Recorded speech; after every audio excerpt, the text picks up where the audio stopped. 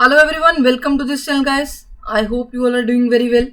सो previous video के अंदर हम लोगों ने 85 क्वेश्चन जो है वो कवर अप कर लिए, है ना। तो किसी भी पर्सन को डाउट है उन क्वेश्चन में तो आप लोग कमेंट सेक्शन में पूछ सकते हैं भाई। आज हम लोग 100 क्वेश्चन जो है वो कवर अप कर लेंगे। तो बेसिकली बैंक प्रमोशन के जितने भी इम्पोर्टेंट क्वेश्चन बन रहे हैं वो हम लोग कवर अप करें इन वीडियोस के अंदर। तो 100 मतलब आज 100 नहीं हो जाएंगे, कुल मिला के हम लोगों ने 85 कर लिए हैं और आज हम लोग 100 क्वेश्चन तक कवर अप कर लेंगे, है ना। कहीं सोच रहे हो आज ही 100 करेंगे, चलो। और मैंने आपके साथ प्रीवियस भी बात करी थी वीडियो के अंदर कि हम लोग पीएसएल लेंडिंग के ऊपर भी बात करेंगे भाई, प्रायोरिटी सेक्टर लेंडिंग, है ना। Again very very important topic, ये हम लोग नेक्स्ट वीडियो के अंदर कवर अप करेंगे। आज हम लोग क्वेश्चन डिस्कस कर रहे हैं, चले। तो 85 पहले कवर अप कर लिए थे, आज 86 से स्टार्ट करेंगे, चलिए। So which section of the Banking Regulation Act 1949 deal with the use of the words bank, banker, banking और बैंकिंग कंपनी? तो बेसिकली बैंकिंग रेगुलेशन एक्ट 1949 का कौन सा ऐसा सेक्शन है 9467, है ना, कौन सा सेक्शन है जिसमें कि आप लोग वर्ड्स का इस्तेमाल करते हो? कौन से बैंक का, बैंकर का, बैंकिंग का या फिर बैंकिंग कंपनी का? चलिए, सेक्शन 9, 4 और 6 और 7 कौन सा है जी? सेक्शन नंबर 7, सेक्शन 7 और बैंकिंग रेगुलेशन एक्ट 1949 के अंदर जो है हम लोग इन वर्ड्स का इस्तेमाल करते हैं, बैंक, बैंकर, बैंकिंग और बैंकिंग कंपनी। सिंपल है। आज के मोस्टली जो क्वेश्चन है हमारे वो बैंकिंग लॉ से ही रिलेटेड है, तो वही कवर अप करेंगे हम आने वाली वीडियोस के अंदर भी, है ना। चलिए, वीडियोस बोल दिया मैंने, मतलब आने वाले पार्ट के अंदर हम लोग बैंकिंग के लॉज के क्वेश्चन ही डिस्कस करेंगे भाई। चलिए, question number 87, form of balance sheet of banking companies include reserve and surplus in schedule 1, 2, 3 और 4। आपको पता होगा कि जब हम लोग बेसिकली, क्योंकि balance sheet is one of the financial statement, है ना, ऑफ एनी कंपनी। और फाइनेंशियल स्टेटमेंट को आप लोग कब बनाते हो भाई? ये क्योंकि आपकी जो बैलेंस शीट है ना, ये आपकी क्या है? फाइनेंशियल स्टेटमेंट है। जो कि फाइनेंशियल स्टेटमेंट मतलब कोई भी कंपनी जब अपना बिजनेस रन करती है तो वो लोग फाइनेंशियल स्टेटमेंट प्रिपेयर करते हैं। किस लिए फाइनेंशियल स्टेटमेंट प्रिपेयर करी जाती हैं? इंटरनल यूजर्स के लिए भी और एक्सटर्नल यूजर्स के लिए भी, है ना। बेसिकली दो तरीके की हैं। कौन सी है भाई? एक तो आता है आपके पास P&L, जिसको हम लोग बोलते हैं इनकम स्टेटमेंट, जो कि किसी भी बिजनेस की एक्चुअल इनकम बताती है कि ड्यूरिंग द ईयर, या फिर हम लोग नॉर्मल बोले कि 1/4/2021 से लेके 31 मार्च 2022 तक के होने वाले प्रॉफिट एंड लॉसेस को डिपिक्ट करेगा कि कितना इनकम जनरेट किया, कितना खर्चा किया और एट द एंड कितना इनकम जनरेट हुआ है। तो ये आपका P&L बताता है, जो कि आपका इनकम स्टेटमेंट है। Second one we have balance sheet, जो कि आपके बताएगी क्या? Financial position of the business, है ना, कि आज के रेट में आपके बिजनेस का क्या फाइनेंशियल पोजीशन है। तो इन दोनों को बनाने के लिए कंपनीज एक्ट 2013, कंपनीज एक्ट 2013 के दो पार्ट्स हैं भाई, जिसके अंदर हम लोग कवर अप करते हैं क्या? शेड्यूल 3, है ना। शेड्यूल 3 के अंदर 2 पार्ट्स कवर अप किए गए हैं और इन 2 पार्ट्स के अंदर पार्ट 1 के अंदर कवर अप है आपके पास बैलेंस शीट, है ना, बैलेंस शीट। और पार्ट 2 के अंदर आपके पास मेंशन है इनकम स्टेटमेंट। अब आप सोच रहे होगे कि भाई इनकम स्टेटमेंट बाद में क्यों आ रही है ना। दिमाग में आ रहा होगा, नहीं आ रहा तो आना चाहिए, क्योंकि हम लोग क्या बोलते हैं कि पहले आप लोग P&L बनाते हो। P&L मतलब वहां से प्रॉफिट लॉसेस निकलेंगे तो फिर हम लोग उसको बैलेंस शीट में लेके जाएंगे और कैपिटल में एडजस्ट करके एट दी एंड हम लोग सभी चीजें वहां पे डाल के बैलेंस शीट को टोटल कर देंगे। तो क्यों नहीं अपना P&L पहले बनाते? हाँ जी, पहले आप लोग P&L क्यों नहीं बनाते? P&L को क्यों बाद में दिखा रहे हो? क्यों आप लोग पार्ट 2 में दिखा रहे हो? क्यों कंपनीज एक्ट 2013 के अंदर शेड्यूल 3 के पार्ट 1 में बैलेंस शीट है और शेड्यूल 3 के पार्ट 2 के अंदर P&L है? क्यों? सिंपल सी बात है कि जब आप लोग एज अ इन्वेस्टर किसी भी कंपनी को देखते हो तो हम लोग बेसिकली क्या देखते हैं कि उस कंपनी का आज की डेट में क्या फाइनेंशियल पोजीशन है। अगर फाइनेंशियल पोजीशन अच्छा है तो हम इंटरेस्टेड रहेंगे उसके जो है इनकम देखने में, है ना, उसके खर्चे देखने में। अदरवाइज हम लोग पहले पेज से ही वापस हो जाएंगे। तो एक्चुअल में जो ट्रू पोजीशन है बिजनेस की वो उसकी फाइनेंशियल पोजीशन बताती है, क्योंकि ये आपकी फाइनल जो है फाइनेंशियल स्टेटमेंट है, जो कि आप एट द एंड बनाते हो, है ना। कोई भी फाइनेंशियल स्टेटमेंट चाहे P&L हो चाहे बैलेंस शीट है वो एट दी एंड ही बनती है, मतलब ये फाइनल होती है। क्लियर है जी। चलिए, तो इसके अंदर बैलेंस शीट के अंदर कुल मिला के आपके पास 12 शेड्यूल है। कितने शेड्यूल हैं जी? 12 शेड्यूल है आपके पास बैलेंस शीट के। रुक जाओ, 12 शेड्यूल है बैलेंस शीट के। Then we have schedule number 13, schedule number 14, schedule number 15 और शेड्यूल नंबर 16 कवर अप होता है आपके पास P&L के अंदर, मतलब आपके इनकम स्टेटमेंट के अंदर। तो अगर हम लोग इन शेड्यूल्स के बारे में थोड़ा डिस्कशन कर लें तो बेसिकली आप लोगों को पता है कि बैलेंस शीट की 2 साइड्स होती हैं, है ना। कौन सी भाई? एसेट्स और लाइबिलिटीज। और हम लोग इसको जो है कैसे बनाते हैं नॉर्मली, अगर हम लोग बात करें कंपनीज के अकॉर्डिंग, है ना, जो हमारा बैंकिंग कंपनीज है तो उसके अकॉर्डिंग हमारे 12 शेड्यूल हैं बैलेंस शीट के अंदर, है ना। और 12वें शेड्यूल के अंदर आपकी आती है क्या? कॉन्टीजेंट लायबिलिटी, जो कि आपकी बैलेंस शीट के अंदर कवर अप नहीं होती, बाहर कवर अप होती है। तो बेसिकली अगर हम लोग इसका एक छोटा सा एब्रीवेशन याद कर लें, मतलब 12 तो कैसे ही याद करोगे, है ना। तो सिंपल सा क्या है आपके पास, क्या है भाई? CRD, है ना, CRD। Then we have BO, ये आपके लायबिलिटी साइड का है ना। CRD BO। C मतलब कैपिटल जो कि शेड्यूल 1 में आता है, R मतलब रिजर्व एंड सरप्लस शेड्यूल 2 में आता है, D मतलब डिपॉजिट्स जो 3 में आएगा, B मतलब बोरोविंग्स शेड्यूल नंबर 4 में, O मतलब अदर लायबिलिटीज 5 में। अब आप कहोगे ये क्या ही पढ़ा दिया। तो बेसिकली अगर मैं बात करूं शेड्यूल 1 की, that is your capital. Capital मतलब आपका पैसा नहीं, बैंक का पैसा, है ना, बैंक के शेयर होल्डर का पैसा या बैंक का पैसा, वो किस में आएगा भाई? शेड्यूल नंबर 1 के अंदर। शेड्यूल नंबर 2 के अंदर आता है reserve and surplus. Reserve and surplus मतलब चाहे आपके स्टैट्यूटरी रिजर्व्स हैं, जनरल रिजर्व हैं, अदर रिजर्व्स हैं, वो सारे के सारे रिजर्व एंड सरप्लस में आएंगे।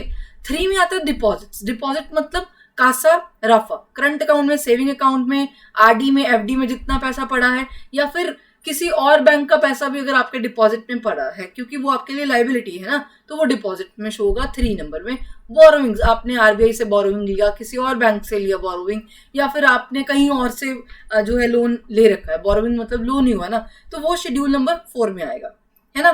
5 में आ जाएंगे आपके अदर लायबिलिटीज, चाहे करंट लायबिलिटीज बोल दीजिए, और यहाँ पे कुल मिला के हो जाएगा टोटल किसका? आपकी लायबिलिटी साइड का। इतना पॉइंट तो क्लियर हो गया होगा, है ना। तो इसके अकॉर्डिंग आपका जो आंसर है वो क्या बनेगा?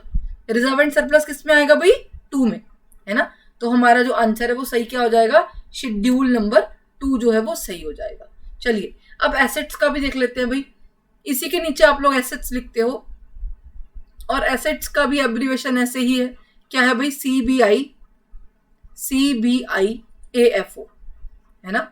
CBI भी याद रहेगा, AFO भी याद रहेगा, है ना। कुछ ज्यादा दिक्कत वाली बात नहीं है। ऊपर 5 था, 6, 7, 8, 9 और क्या 10, 11। आप कहोगे आपने तो 12 बताए थे भाई। 12वें में आती है कॉन्टीजेंट लायबिलिटीज। क्या आती हैं?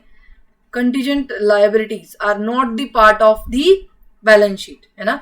कॉन्टीजेंट लायबिलिटीज को हम लोग हमेशा out of the balance sheet show करते हैं, और इसका जो शेड्यूल है वो 12वां नंबर शेड्यूल है ना। बैलेंस शीट का 12वां नंबर शेड्यूल।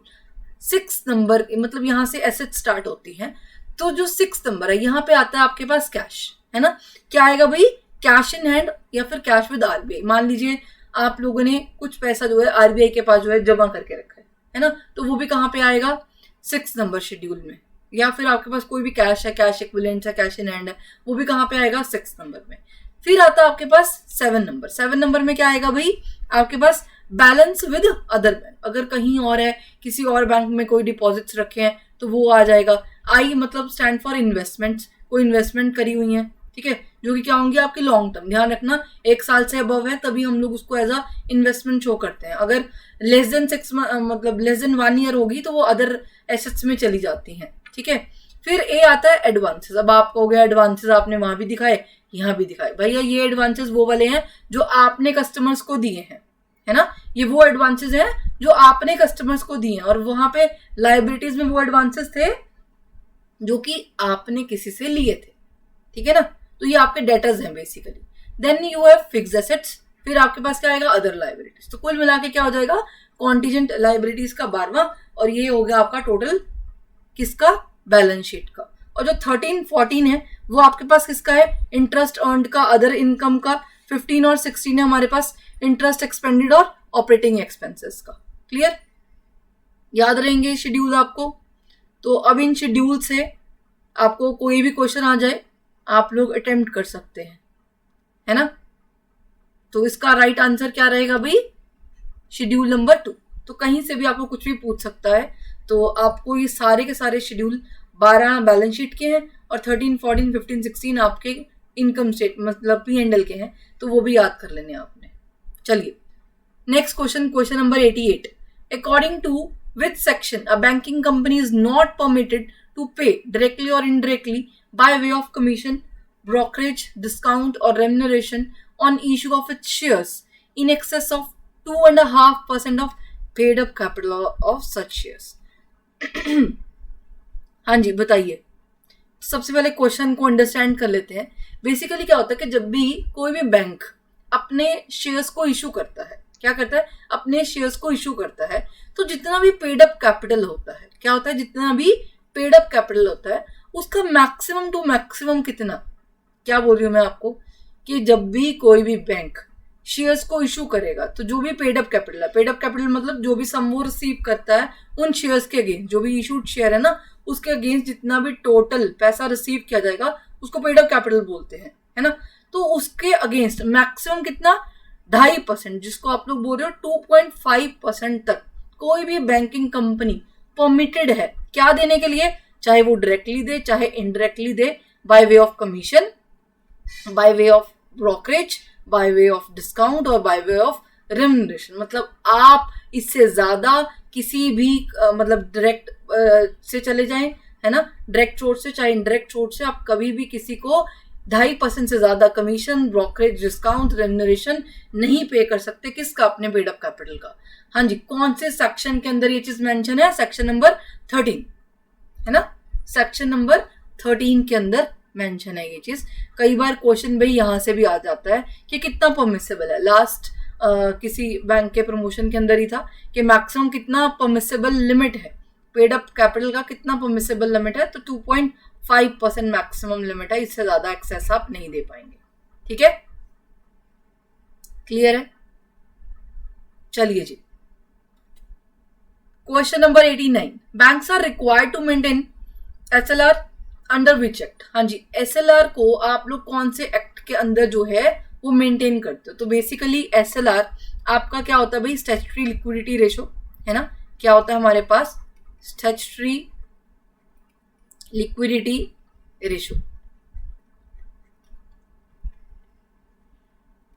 अगर हम लोग बात करें बेसिकली RBI के पास, है ना, RBI के पास पहले, क्योंकि RBI ही डील करती थी सारे के सारे टूल्स के साथ, बट 2016 में जो आपके पास MPC कमेटी आई है, मॉनेटरी पॉलिसी कमेटी, और उसके अकॉर्डिंग हम लोग बेसिकली क्या करते हैं कि सेंट्रल गवर्नमेंट, है ना, और RBI दोनों मिलकर डिसाइड करते हैं MPC के अंदर जितने भी टूल्स हैं उनके रेट्स को, चाहे वो SLR है, चाहे वो CRR है, चाहे रेपो रेट है, चाहे रिवर्स, जितने भी रेट्स हैं, है ना, सभी के रेट्स को जो है वहां डिसाइड किया जाता है।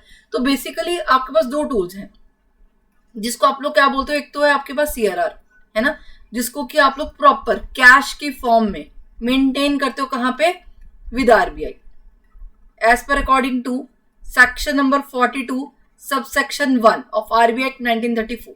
क्या बोला मैंने आपको कि आप एज अ बैंक दो तरीके के टूल्स को इस्तेमाल करते हो, है ना। मतलब हम लोग बेसिकली क्या कहते हैं कि जब भी इन्फ्लेशन या डिफ्लेशन है इकोनॉमी के अंदर, तो उन इन्फ्लेशन डिफ्लेशन को कंट्रोल करने के लिए RBI इन टूल्स का इस्तेमाल करती है ना। और बैंक्स को बचाने के लिए ये दो टूल्स जो हैं वो डायरेक्ट वे में जो है बनाए गए हैं। एक तो है CRR, दूसरा क्या है, SLR। पहला है कैश की फॉर्म में, दूसरा है कैश की फॉर्म में, गोल्ड की फॉर्म में, और एंकम्बर्ड सिक्योरिटीज की फॉर्म में। किस फॉर्म में, unencumbered securities that is free from collateral. ये आपको जमा करना होता है पैसा एक फिक्स रेशो के अंदर, किसके पास, विद देमसेल्फ, मतलब बैंक खुद के पास ही रखेगा। सेक्शन नंबर कौन सा भाई, 24, है ना, section number 24 of banking regulation. अब सिंपल सी बात है, कोई भी चीज अगर बैंक अपने पास ही रखता है तो उसके खुद के एक्ट के अंदर ही आएगी। CRR उसको रखना पड़ता है कहाँ पे, RBI के पास, और ये दोनों की दोनों चीजें वो मेंटेन करता है NDTL के against. That is net demand and time liabilities के अगेंस्ट ये दोनों की दोनों चीजें जो है वो मेंटेन की जाती हैं, चाहे CRR है, चाहे कैश रिजर्व रेशो है, चाहे स्टैट्यूटरी लिक्विडिटी रेशो है ना, both are maintained against NDTL। एक फिक्स प्रोपोर्शन में आप लोग मेंटेन करते हो। CRR मेंटेन करोगे RBI के पास under section number 42 subsection 1 of RBI act 1934। SLR maintain करते हो विद देमसेल्व्स, है ना, as per according to section number 24 of banking regulation act 1949। अब बात आती है कि जब आप लोग ये दोनों चीजें डिपॉजिट करते हो तो क्या बैंक आपको, मतलब चलो SLR तो आप लोग खुद के पास ही मेंटेन कर रहे हो, तो जो CRR है आप लोगों ने RBI के पास मेंटेन किया, तो क्या RBI उस केस में आपको किसी भी तरीके का क्या कोई इंटरेस्ट पे करता है? हाँ जी, क्या RBI आपको उस कैश रिजर्व के अगेंस्ट जो भी आप लोगों ने पैसा जमा किया फिक्स प्रोपोर्शन में, क्योंकि वो मैंडेटरी है, दोनों टूल जो मैंडेटरी हैं, CRR हो चाहे SLR हो, अगर आप मेंटेन नहीं करते तो आपके पास पेनल्टी लगती है जितना भी शॉर्टफॉल होगा। मान लीजिए SLR आज की डेट में 18% है ना, और आप लोग सिर्फ मेंटेन कर पाए कितना, 16% ही मेंटेन कर पाए इस 18% का, तो जो भी रिमेनिंग 2% रह जाएगा, जितना भी शॉर्टफॉल होगा उसके ऊपर आपको पेनल्टी इंपोज होगा, है ना, तो मैंडेटरी है। तो CRR के ऊपर बैंक मतलब RBI किसी भी तरीके का बैंक को कोई भी इंटरेस्ट पे नहीं करता, ठीक है। ये भी पेपर में क्वेश्चन था कि CRR के अगेंस्ट किसी भी तरीके का इंटरेस्ट जो है RBI बैंक्स को पे नहीं करता। चलिए जी, आई होप आपको आपका आंसर मिल गया होगा कि banks are required to maintain SLR under which act 24, है ना, section 24 of banking regulation act 1949। यार RBI के अंदर कोई चीज तब आएगी जब RBI का रूल रेगुलेशन लगेंगे। जब आप लोग मेंटेन ही बैंकिंग रेगुलेशन के अंदर कर रहे हो तो आप लोग क्यों उसको RBI के अंदर लोगे, है ना, क्लियर है। तो RBI के अंदर आता है CRR और SLR आता है बैंकिंग रेगुलेशन के अंदर, वो भी सेक्शन नंबर 24। चलिए जी, अगेन वेरी वेरी इंपॉर्टेंट, फटका बताइए, फटका stand for what? Foreign account tax compliance act, foreign account trade company act, financial account tax compliance act, physical account tax compliance act. तो basically अगर हम लोग फटका की बात करें तो ये आपका US फेडरल, है ना, यूनाइटेड स्टेट्स ऑफ अमेरिका ने अडॉप्ट किया था कब? 2010 में, है ना, 2010 में इसको लाया गया, किसको? फटका को, जो कि आपके पास क्या है, क्योंकि अब नाम ही मैंने बता दिया कि US का है, राइट। तो बेसिकली ये एक तरीके से तो हमें पता चल गया कि F स्टैंड फॉर व्हाट? क्या? Foreign account tax compliance act, है ना, फॉरेन अकाउंट क्या टैक्स कंप्लायंस एक्ट, इसका क्या है भाई? सॉरी, फुल फॉर्म है, ये गलत टिक बजी अभी, foreign account tax compliance act है। बेसिकली करता क्या है, किसी को आइडिया है तो बताएं। हाँ जी, फटका का क्या रीजन है? मतलब आप लोग 61 फॉर्म फिल कराते हो अपने बैंक के अंदर। बेसिकली जब भी कोई भी कस्टमर हमारे बैंक में आता है, चाहे वो बैंक का account deposit bank account open करने के लिए आए, है ना, जब भी कोई भी कस्टमर हमारे बैंक में बैंक अकाउंट ओपन करने के लिए आता है, या किसी भी इंश्योरेंस पॉलिसी को खरीदने आए, म्यूचुअल फंड्स को खरीदने के लिए आए, तो आप लोग उससे फॉर्म नंबर 61 क्यों फिल कराते हो ना। फॉर्म नंबर 61 वो क्या बताता है कि क्या आप US के रेजिडेंट हो कि नहीं, क्योंकि दो ही चीजें टिक करनी है ना उसमें, either you are resident of US और नॉट, बस दैट्स इट, यस और नो। अब इसमें क्या हुआ कि सेंट्रल गवर्नमेंट ऑफ इंडिया ने, है ना, सेंट्रल गवर्नमेंट ऑफ इंडिया ने 2015 के अंदर जो है एग्रीमेंट साइन किया, किसके साथ? US के साथ, ठीक है ना। तो हमारा तो एग्रीमेंट है नहीं, तो ये बेसिकली मतलब एग्रीमेंट किया साइन किसके साथ? US के साथ। तो ये एक्ट किसका है? US का। सो US फेडरल एक्ट है।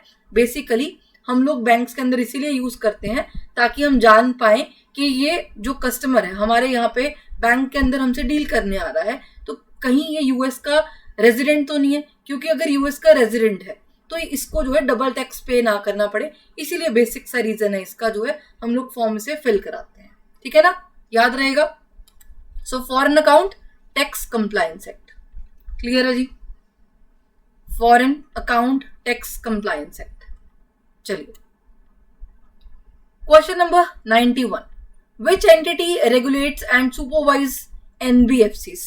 चाहे यार NBFCs हो मतलब नॉन बैंकिंग फाइनेंस कंपनीज, जहां पे वर्ड लग जाता है ना बैंकिंग साथ में, है ना। अब आप कहोगे तो नॉन बैंकिंग लिखा हुआ है, ठीक है। चाहे बैंकिंग कंपनीज हैं आपकी, चाहे आपके पास एनबीएफसीज हैं, है ना। एनबीएफसीज होती क्या है, शेडो बैंकिंग का रोल प्ले करती है, मतलब आप उनको बैंक नहीं बोल सकते, बट हाँ वो हर तरीके का काम वैसा ही करती हैं जैसे आपके बैंक्स परफॉर्म करते हैं, है ना। चलिए, चाहे बैंकिंग कंपनीज हैं चाहे नॉन बैंकिंग फाइनेंस कंपनीज हैं, both are regulated and supervised by RBI, that is Reserve Bank of India के थ्रू ही इनको जो है रेगुलेट किया जाता है भाई।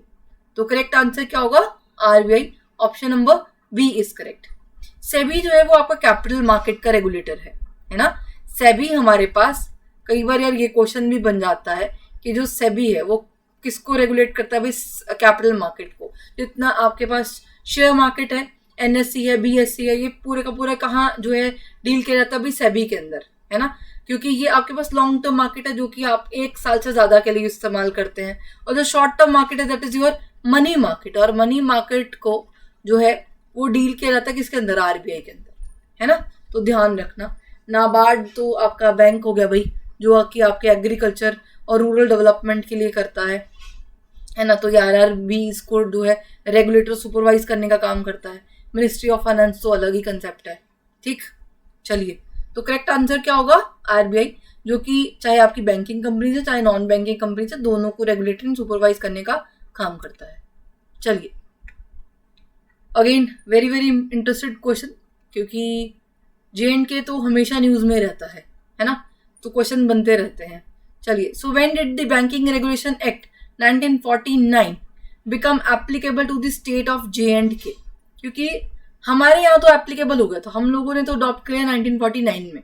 अब क्योंकि पहले प्रॉब्लम क्या थी, अभी तो कोई दिक्कत नहीं है क्योंकि जे&के भी इंक्लूड हो गया प्रॉपर, है ना। बट पहले क्या था कि कोई भी एक्ट को वहां पे एप्लीकेबल करने के लिए वहां की गवर्नमेंट से जो है परमिशन लेनी पड़ती थी, है ना, क्योंकि एक तरीके से वो सेपरेट ही चल रहा था अभी तक, राइट। अभी कोई परमिशन लेने की जरूरत नहीं, अब तो सब कुछ इंक्लूडेड ही है, बट पहले जो है परमिशन लेनी पड़ती थी। तो बताइए भाई कब ये चीज जो बैंकिंग रेगुलेशन एक्ट है 1949, है ना, ऑल ओवर इंडिया एप्लीकेबल होगा, मतलब जे&के ने कब इसको जो है एक्सेप्ट किया, 1949 के अंदर, 1970, 1956 या फिर 1966। कंपनीज एक्ट याद है, पहला कंपनीज एक्ट कब आया था, 1956 में। तो याद रखना बीआर एक्ट भी कब अप्लाई किया गया जे&के में, 1956 में, याद रहेगा। मतलब कोई रेलेवेंस वाली बात है नहीं, बस हाँ याद करने के लिए है कि 1956 में आपके पास कंपनीज एक्ट आया था और banking regulation act 1949 all over India applicable हो गया था, मतलब जे&के में भी एक्सेप्ट कर लिया गया, ठीक है जी। तो 2 चीजें याद हो जाएंगी ना, फायदा हो रहा है आपका। चलो 93, कहीं आप सोचे भाई कंपनीज एक्ट का इसमें क्या लेना देना, कंपनीज एक्ट का कोई लेना देना नहीं, बस याद करने के लिए। 93, which section of the Banking Regulation Act 1949 deal with the prohibition of common directors? हाँ जी, बताइए कि बेसिकली क्या है कि जब हम लोग अपने बैंक के अंदर किसी भी डायरेक्टर को अपॉइंट करते हैं, है ना, तो कौन से सेक्शन के अंदर ये प्रोहिबिशन है कि वो किसी और बैंक का डायरेक्टर नहीं रह सकता, है ना। चलिए, क्वेश्चन नंबर सेक्शन नंबर 16, 14, 13 या फिर 18 के अंदर मेंशन है भाई प्रोहिबिशन ऑफ कॉमन डायरेक्टर। मतलब जब आप लोग किसी एक बैंक में एज अ डायरेक्टर काम कर रहे हैं तो आप किसी और बैंक में एज अ डायरेक्टर अपॉइंट नहीं किए जा सकते। ये कौन से सेक्शन के अंदर प्रोहिबिशन है भाई, 16, 14, 13 और 18, 16, 14, 13 और 18। सेक्शन नंबर कौन सा भाई, 16, है ना। Section number 16 of banking regulation act 1949 prohibits the appointment of common directors, है ना।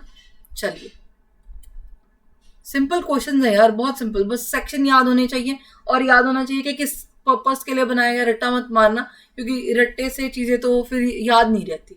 अच्छा बढ़िया है, आप कंसेप्ट्स को समझ के जो है चीजों को फिर क्रैम करें तो अच्छा रहेगा।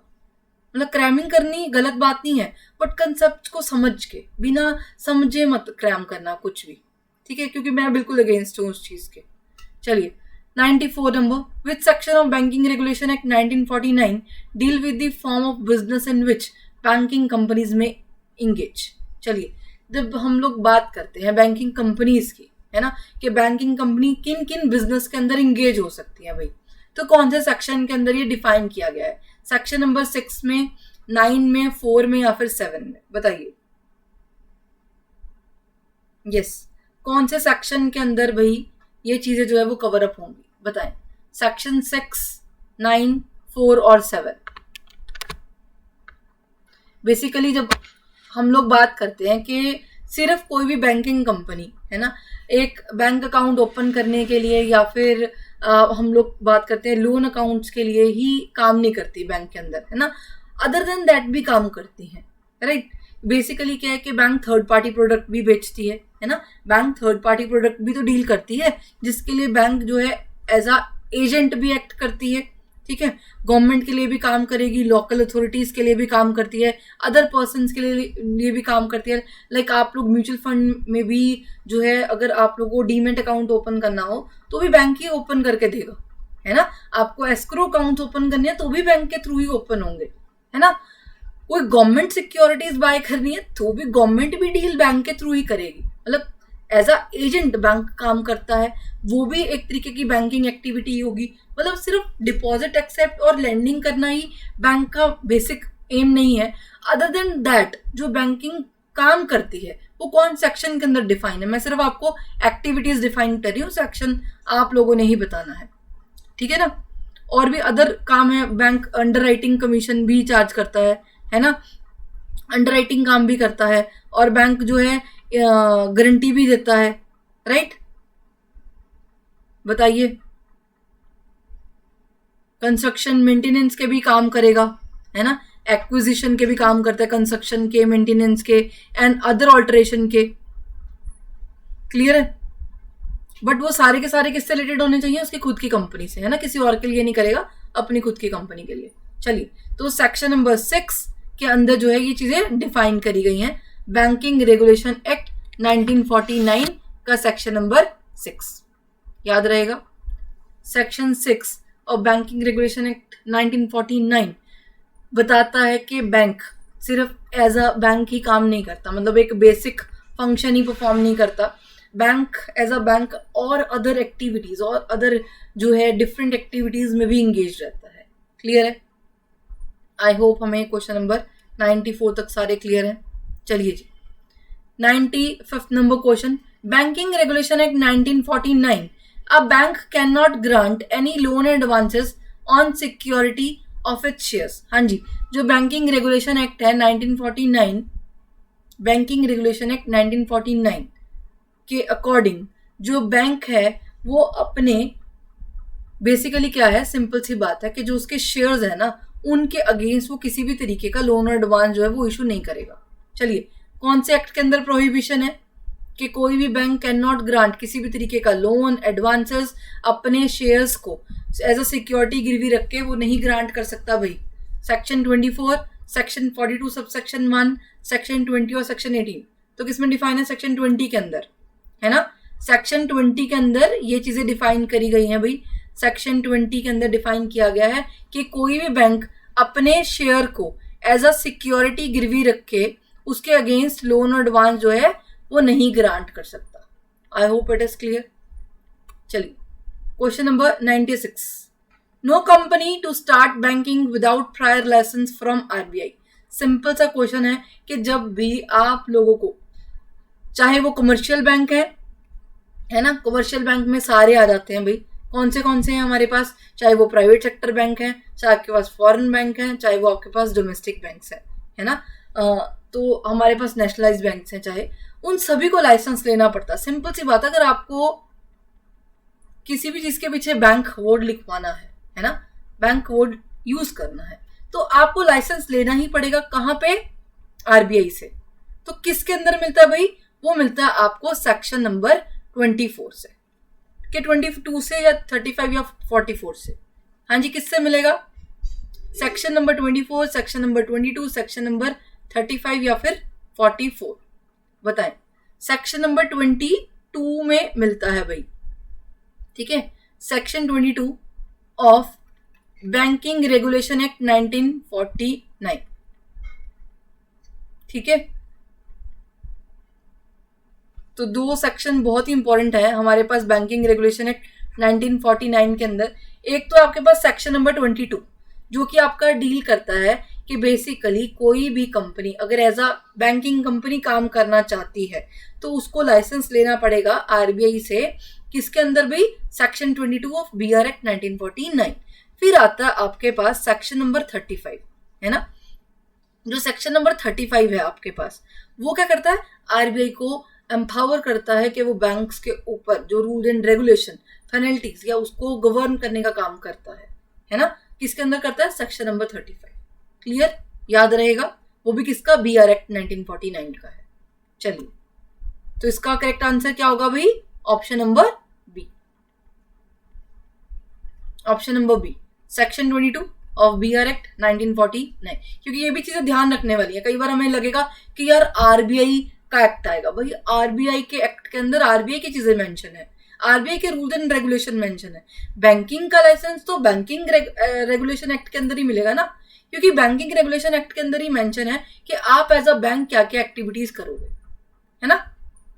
चलिए 97, section 42 subsection 1 of RBI act 1934 deals with cash reserve ratio, statutory liquidity ratio, service tax या फिर नन ऑफ दीज। अभी पढ़ के आए हैं, सेक्शन 42 सबसेक्शन 1 डील करता है सीआरआर के साथ। ज्यादा डिटेल नहीं करेंगे क्योंकि अभी करके आए हैं भाई, अभी क्वेश्चन किया हम लोगों ने, है ना। कैश रिजर्व रेशो जो कि आप लोग मेंटेन करते हो नेट डिमांड टाइम लायबिलिटीज के अगेंस्ट, सेक्शन 42 सबसेक्शन 1 डील करता है सीआरआर के साथ, जो कि आरबीआई के पास डिपॉजिट करते हो एनडीटीएल के अगेंस्ट। चलो question number 98, RBI provides ways and means advances to. Basically होता क्या है कि जब भारत सरकार को, चाहे वो सेंट्रल गवर्नमेंट हो चाहे स्टेट गवर्नमेंट हो, है ना, तो उनको अगर लोन चाहिए हो ना तो वो वेज एंड मीन एडवांसेस के थ्रू जो है वो आरबीआई से लोन ले सकते हैं। कैसे, मतलब होता क्या है कि जब सरकार के इनकम और एक्सपेंडिचर में मिसमैच बैठता है कि बेसिकली जब बजट बनता है ना, अब बजट में होता तो बहुत कुछ है कि हम इतनी इनकम कर लेंगे, इतना खर्चा कर लेंगे, बट एक्चुअल में वो as per according to plan कहाँ चलता है। As per according to plan तो हम उठ नहीं पाते सुबह, है ना, तो सरकार का काम तो कहीं चल पाएगा। तो बेसिकली जो गवर्नमेंट के इनकम और एक्सपेंडिचर हैं, अगर उनमें मिसमैच बैठता है तो सरकार के पास ऑप्शन है कि वो ways and means and advances के थ्रू आरबीआई से लोन ले सकता है। अब ये एक तरीके का एग्रीमेंट होता है, भारत सरकार बताती है कि यार हमारा इतना खर्चा हो गया, है ना, और इतनी इनकम थी, इतना इतना हमें मतलब लोन की रिक्वायरमेंट है, सिंपल सी बात है। तो आरबीआई बताता है कि हाँ मेरे पास इतने सरप्लस है, इतना मैं दे सकता हूँ इतने इतने ड्यूरेशन पे, है ना, तो क्वार्टरली चलता है ये चीजें। तो ये दोनों गवर्नमेंट जो है को देता है, चाहे वो स्टेट गवर्नमेंट हो चाहे वो सेंट्रल गवर्नमेंट हो, ठीक है। तो वेज एंड मीन एडवांसेस के थ्रू दोनों गवर्नमेंट को देगा, चाहे स्टेट हो चाहे सेंट्रल हो, दोनों के ही मिलता है। क्लियर है। चलिए जी 99 number question, NBFCs are governed by which act. चलो देखो इसमें से ना सिंपल सी बात है, एनबीएफसीज हमें पता है कौन डील करता है भाई, कौन रेगुलेट करने का काम करता है एनबीएफसीज को, आरबीआई। तो सिंपल सी बात है किसके एक्ट के अंदर आएगी, आरबीआई एक्ट के अंदर आएगी, ठीक है। तो section number 45 IA of RBI act 1934 के अंदर जो है वो गवर्न किया जाता है एनबीएफसीज को। So all NBFCs that is non banking finance companies are governed under section number 45 IA of RBI act 1934। Clear है जी। चलिए, तो चाहे एनबीएफसीज हो चाहे आपके पास बैंकिंग कंपनीज हो, दोनों की दोनों ही रेगुलेट होती हैं आरबीआई के थ्रू ही। जो एनबीएफसीज हैं वो कवर अप है सेक्शन 45 IA के अंदर, याद रखना। Last but not the least, banking is defined in which section. Again important question है, बहुत सिंपल है but bar bar question paper में आता रहता है, प्रमोशन में ही नहीं सिर्फ जीआईबी सीआईबी में भी आता है ना। चलिए section 5B of banking regulation act 1949 या फिर section 5B of RBI act 1934, section 5 of negotiable instrument act 1881, section 4 of banking regulation act 1949। चलिए, बैंकिंग को कहाँ डिफाइन किया गया है, जहां पे हम लोग बताते हैं कि बेसिकली जो बैंक है ना, वो एक्सेप्ट करता है डिपॉजिट्स को, है ना, और इन्हीं डिपॉजिट्स के बिहाफ पे वो कस्टमर्स को लेंडिंग करता है। लेंडिंग मतलब on behalf of these deposits, either जो है आपके कासा है चाहे राफा है, मतलब current account, saving account, either we have recurring account और फिक्स अकाउंट, और इन्हीं डिपॉजिट्स के अगेंस्ट वो जो है लेंडिंग भी करेगा, मतलब लोन्स भी ग्रांट करेगा, है ना। तो जो लोन्स भी दे रहा है ना, जो भी लोन्स दिए जा रहे हैं चाहे एडवांसेस दिए जा रहे हैं, है ना, तो ये डेफिनेशन कौन से सेक्शन के अंदर डिफाइन है। आरबीआई में तो डिफाइन नहीं होगी। आरबीआई में कौन सी चीजें आएंगी, आरबीआई में चीजें आती हैं आरबीआई के खुद के rules and regulation. NI cover up करता है आपके ट्रांसफरेबल इंस्ट्रूमेंट्स को, तो सिंपल सी बात है, आता बैंकिंग रेगुलेशन एक्ट के अंदर ही है, सेक्शन 5B। बहुत ही इंपॉर्टेंट डेफिनेशन है यार, ये सभी को आती होनी चाहिए, तो याद रखिएगा। Section 5B of banking regulation act 1949 covers what, banking के एज अ बैंक क्या क्या वो जो है मतलब बैंकिंग परफॉर्म करेगा। जो बैंकिंग डिफाइन है वो, मतलब जो बैंकिंग की डेफिनेशन है वो डिफाइन है section 5B of banking regulation act 1949 के अंदर। तो आज हम लोगों ने यार 100 क्वेश्चन जो है वो कवर अप कर लिए हैं, और आने वाली वीडियोस में हम लोग और फर्दर ऑन क्वेश्चन भी और इम्पोर्टेंट टॉपिक्स भी कवर अप करेंगे। क्लियर है? कोई भी क्वेरीज हैं आप लोग तो कमेंट सेक्शन में पूछ सकते हैं भाई, है ना। आई होप जितनी भी क्वेश्चन हम लोग कवर अप कर रहे हैं ये आपको अच्छे से कवर अप हो रहे होंगे, क्योंकि मैं अपना मतलब मुझे जितना आता है या जितना मैं एफर्ट डाल सकती हूँ क्वेश्चंस को एक्सप्लेन करने में, मैं उतना कोशिश करती हूँ कि मैं आपको उतने अच्छे से उन चीज़ों को कवर अप करा सकूँ। क्योंकि सिर्फ मेरा मोटिव भी बिल्कुल भी ये नहीं है कि हम सिर्फ MCQs रीड करें और आंसर पढ़े और चले जाएं, है ना। तो जितना मुझसे हो पा रहा है कि जितना उस क्वेश्चन को डिफाइन कर पा रही हूँ उतना ही हम लोग जो है कर रहे हैं। बाकी हम लोग कंसेप्ट्स भी जो फर्दर ऑन वीडियोस के अंदर कवर अप करेंगे, है ना। फर्दर ऑन JIB CIB का भी पेपर है भाई हमारा नवंबर में, तो उनके ऊपर भी आने वाले टाइम के अंदर उनकी भी क्लासेस जो है वो हम लोग अपलोड करेंगे, है ना। हाँ यार, नो डाउट हम मेरी जो है रेगुलरिटी थोड़ी कम है ना, उतना रेगुलर नहीं हो पा रही जितना मैं सोच पा रही हूँ। चलो कोशिश करेंगे कि आने वाले टाइम में हम लोग डेली क्लासेस जो है वो अपलोड करें, है ना। और PSL लेंडिंग के ऊपर जो है वो हम लोग नेक्स्ट डिस्कशन करेंगे। आई होप आप लोगों को सेशन जो है वो पसंद आया होगा। So thank you so much for watching guys.